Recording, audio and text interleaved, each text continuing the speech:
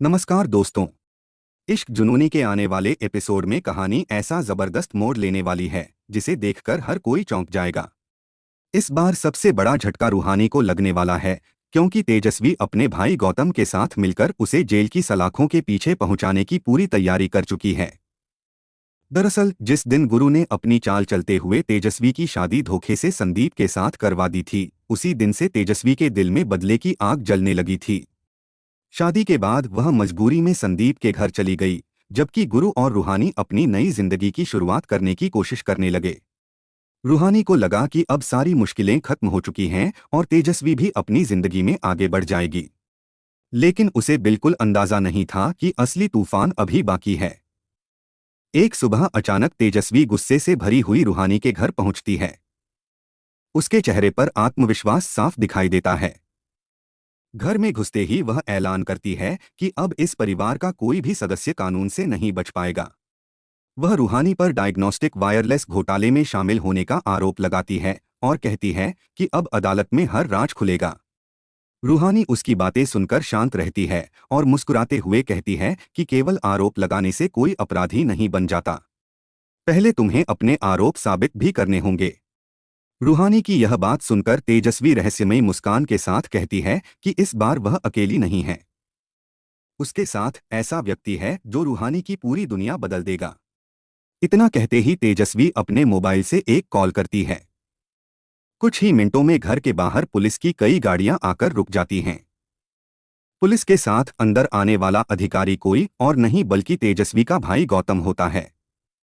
उसके चेहरे पर रिश्तों की कोई नरमी नहीं होती।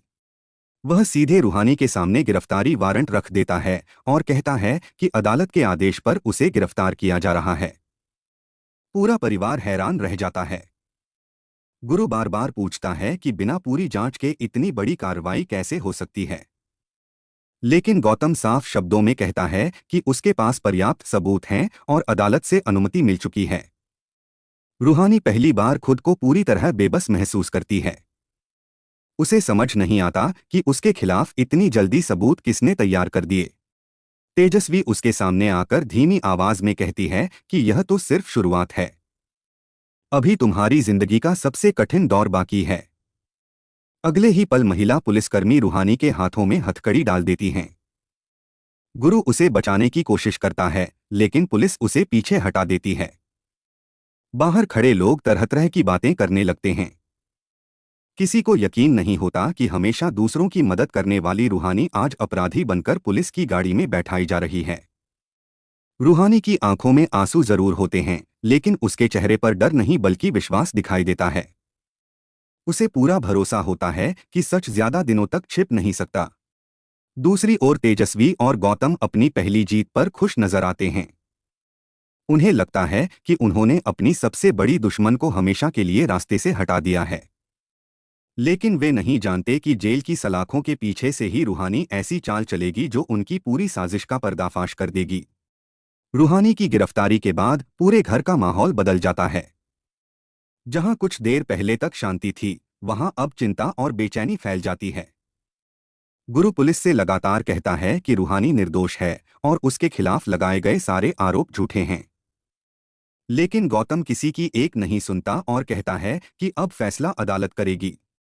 तेजस्वी रूहानी के पास जाकर कहती है कि इस बार जीत उसकी होगी और रूहानी हमेशा के लिए हार जाएगी। लेकिन रूहानी बिना घबराए जवाब देती है कि झूठ की उम्र ज्यादा लंबी नहीं होती। आज तुम्हें जीत दिखाई दे रही है, लेकिन यही जीत कल तुम्हारी सबसे बड़ी हार बनेगी। पुलिस की गाड़ी रूहानी को लेकर जेल की ओर निकल जाती है। गुरु अपनी कार से उसका पीछा करता है। उसकी आंखों में आंसू होते हैं, लेकिन मन में सिर्फ एक संकल्प होता है कि वह हर हाल में रूहानी को बेगुनाह साबित करेगा।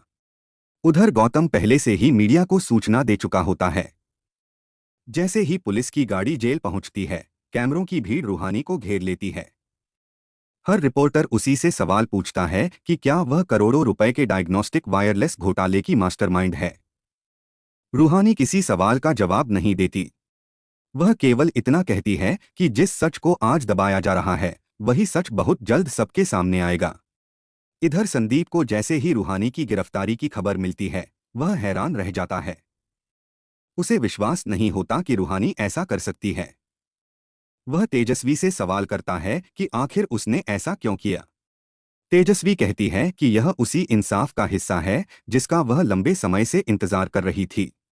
संदीप समझ जाता है कि यह सिर्फ कानून का मामला नहीं बल्कि बदले की लड़ाई भी है। संदीप तुरंत गुरु से संपर्क करता है और कहता है कि अगर रूहानी निर्दोष है तो वह भी सच सामने लाने में उसका साथ देगा। गुरु पहली बार बिना किसी बहस के उसकी बात मान लेता है। दोनों मिलकर तय करते हैं कि वे हर सबूत की जांच करेंगे और असली साजिश का पर्दाफाश करेंगे। जेल में रूहानी की मुलाकात एक बुजुर्ग महिला कैदी से होती है। वह कहती है कि उसकी आंखें बता रही हैं कि वह अपराधी नहीं है। लेकिन इस जगह सच बोलने वालों को सबसे ज्यादा तकलीफ झेलनी पड़ती है। रूहानी उनकी बात सुनकर खुद को मजबूत करती है और फैसला करती है कि वह किसी भी कीमत पर हार नहीं मानेगी। दूसरी तरफ तेजस्वी और गौतम अपनी जीत का जश्न मना रहे होते हैं।